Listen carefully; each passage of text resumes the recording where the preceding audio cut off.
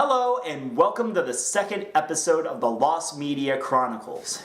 Quick, what's the first thing to come to your mind when I say the words Wizard of Oz?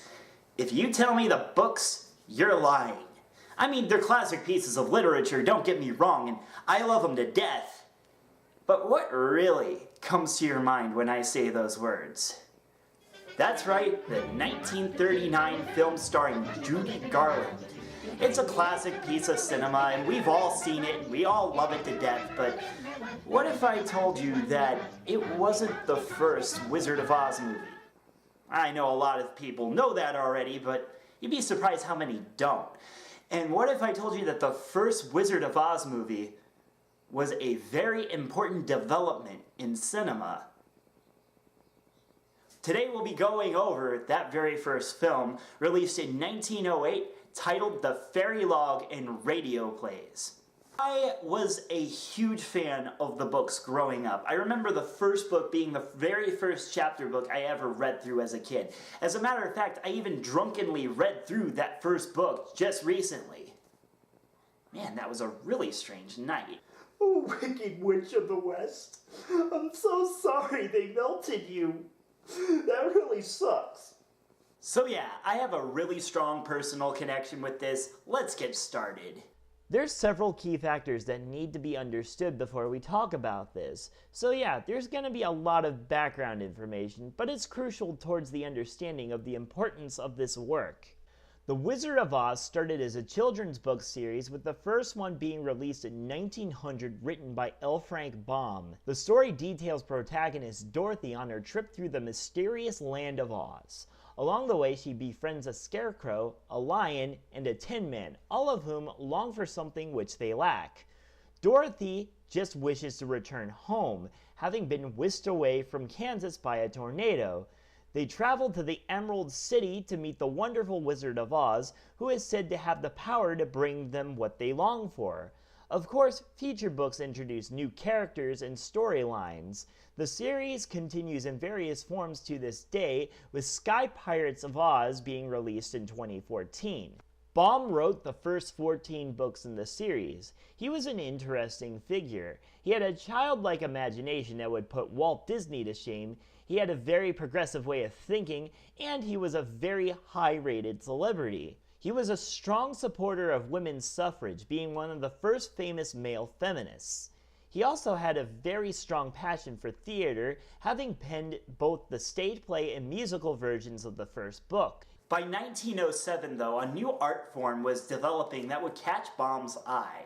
The medium of film was still in its infancy, having been barely 20 years old at that point. Baum was captivated by the art form and wanted to take it to a whole new level. Thus, the Fairy-logue and Radio Plays were born. Now before we continue on with this, maybe we should go over that title, because that's a really weird title. First, let's start with the easy part, radio plays. You know how the media throughout the 1990s had this weird little knack for using the word cyber to make things sound futuristic? Well, the word radio was the 1900s equivalent. The medium of radio, just like film, was just starting out, and the word was used in a way to make things sound modern and new. The word Fairy-logue is a play-on word for travelogue. You see, back in the day, people weren't able to travel around as easily as we do now. So, a few people who had the privilege to see the world brought along a film camera to document their travels. They would put together a film and tell stories and lectures of other countries, and people would spend money to see this. This was a travelogue. Now, this wasn't just the first film based off of the Land of Oz. There were 3 other firsts that this film takes credit for that are much more significant than that. For one thing, it was the first film with an intended musical score. One common misconception about the silent era is that the films were watched with absolutely no sound accompaniment. This is simply not true. Films would have been a dead medium within years if that were the case. Even the earliest filmmakers knew that humans need to be stimulated on both an audio and visual level. There was no way it would continue to be successful without it. Most silent films had a composition played out by either a pit orchestra or an employed pianist with maybe a handful of other musicians.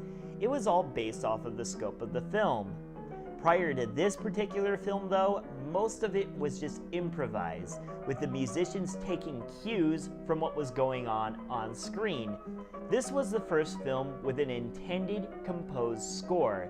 This set the stage for many films ahead. Second off, this is the first known all-color film. Now, cinema wasn't a stranger to color at the time.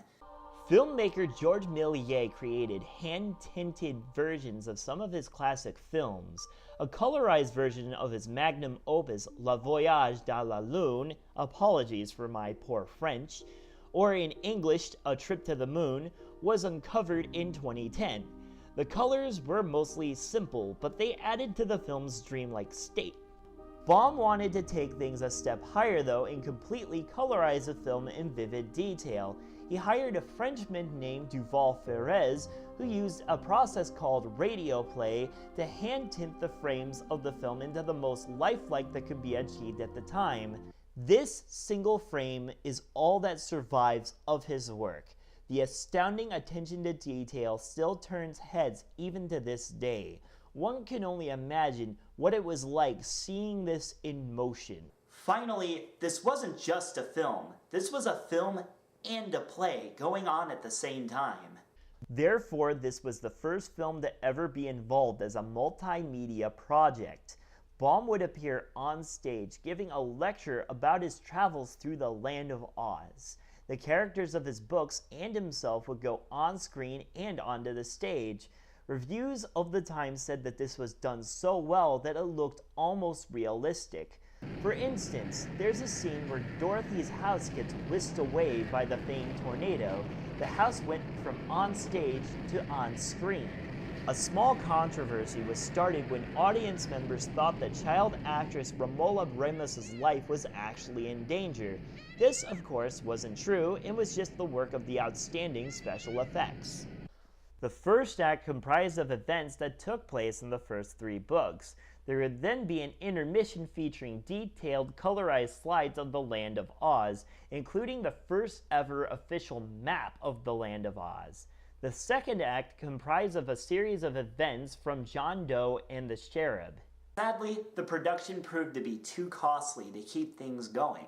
Even with constant sold-out seats, critical acclaim, and positive word of mouth, there was no practical way to keep the show going.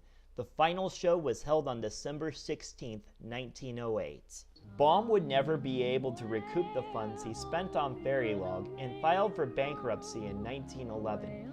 He was left distraught by the loss of his project, never having tackled such an ambitious work again for the rest of his life.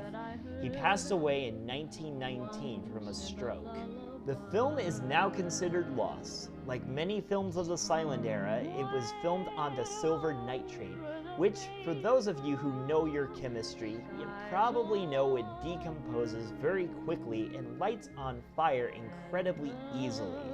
Thus, many films just like this from the silent era have gone missing. Historians assume that the Baum estate may have disposed of the film after its decomposition, but this is yet to be confirmed by them. For many decades, it was also believed to have survived in the form of the Francis Selig-produced 1910 shorts, which also proved to be false. After the surviving production stills from Fairy-logue were discovered, it was found that they in no way resemble the 1910 films. The assumption was probably made due to the fact that Selig also produced Fairy-logue. If the film still survives, it is likely in the hands of the Baum family, unaware of its value. It's also speculated that Baum may have made extra prints for investors, though this is considered unlikely as Baum was strict about letting his art fall into the wrong hands.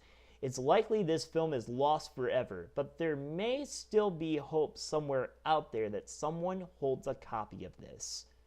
Whether you're a fan of Oz or just a silent film enthusiast, this is a really important piece of cinema. It captures the work of a really ambitious man who refused to give up on his dreams, and that alone makes it worth tracking down. Join us next time when we go over a man with kind of darker passions. Actually, a lot darker passions. Next week, it's going to be a bit disturbing, guys. See you later.